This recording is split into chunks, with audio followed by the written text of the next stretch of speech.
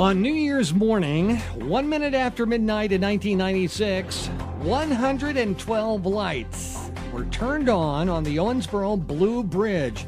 They burned every night for almost 20 years, but about a year and a half ago, the lights were turned off as the bridge was painted.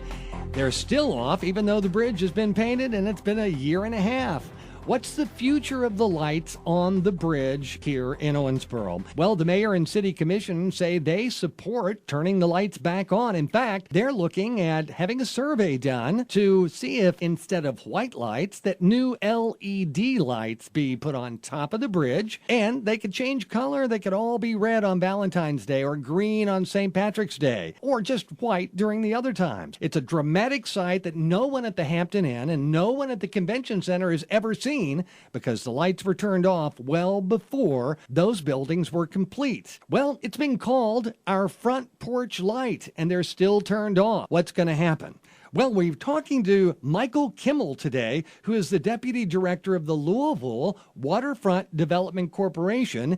And Michael Kimmel is in the process of finishing up a project that would put lights on one of their bridges. Michael, thanks for joining us this morning. Oh, thank you, Kirk. The Big Four Bridge is a unique bridge in Louisville because it doesn't really carry any car traffic. Yeah, it was an old railroad bridge that was decommissioned in about 1964 and had not been used throughout that time. So what we wanted to do was connect it to the park. We had done a lot of work in Waterfront Park, creating a nice river's edge for the city. Of course, it's connected to the park, and so we wanted to make that a pedestrian path and one of the main features of Waterfront Park. The Owensboro Bridge has 112 lights, 62 on each side. In Louisville, you're thinking about putting 1,500 lights on the Big Four Bridge there at a cost of $1.9 million. So before you scare everybody in Owensboro to death, how did you get to that point and those dollars? Okay, we looked at a lot of the bridges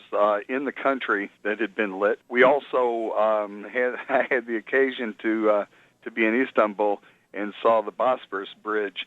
And it's fantastic because it's got so many lights on it, and they're all facing directly at you, very similarly to the way that your lights were on your Blue Bridge. You saw a picture that I sent to you of what I'll call the necklace of lights that the Owensboro Blue Bridge had, and that's what they're considering initially for LED lights. You know, we had seen other bridges, and they just look fantastic. And when you see a bridge lit at night with colored lights, it's just very, very impressive. And when people see lighting that is imaginative, and it just makes kind of lights up the neighborhood, you know. I know that when I first saw it in Istanbul, we were in a restaurant. I wasn't expecting to see the bridge lights at all.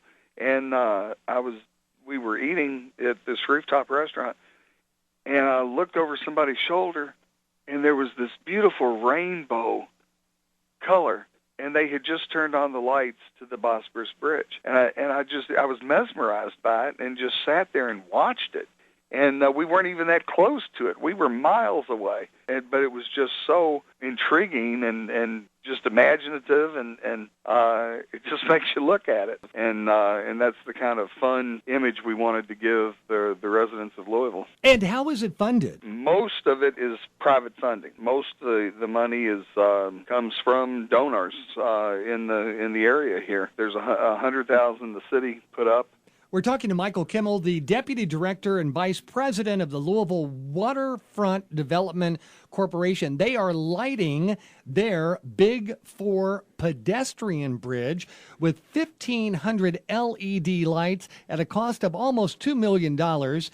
This will be, you call them dancing lights. What will the LED lights be able to do, and why did you choose those over the regular lights? Well, the expense of operation is the first reason for using LEDs for very low maintenance and low cost of operation. But then also, because you can change the color of each one of the fixtures independently, you can create the illusion of motion on the bridge. You have a great opportunity with the fixtures that you had You have a nice pattern across the top that you could do the kind of racing that people see on Christmas tree lights. Start it at both ends at the same time and have it meet in the middle. You could have it do just a number of things. So you lucked out by finding a Louisville company that could do this. Did you bid this project out, and how many companies put lights on bridges? Yeah, we bid everything through the city.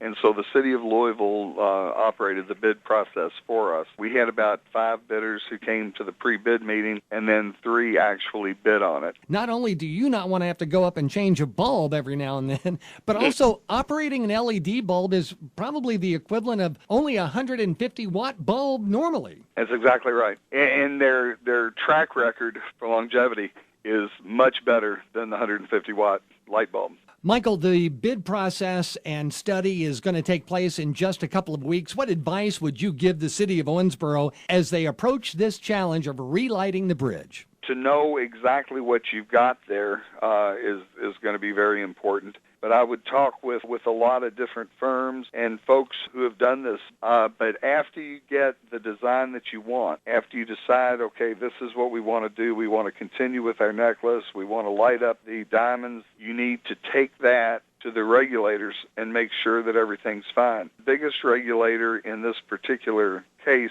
will be the U.S. Coast Guard, and they make those decisions out of an office in St. Louis. So, Michael, the Big 4 bridge lighting is underway. When will the lights be turned on in Louisville? The contract gives them 180 days, so that would be mid-January. Michael Kimmel, the Deputy Director and Vice President of the Louisville Waterfront Development Corporation. Michael, thanks for joining us today, and good luck. I sure appreciate it. Good luck with your bridge. Thank you.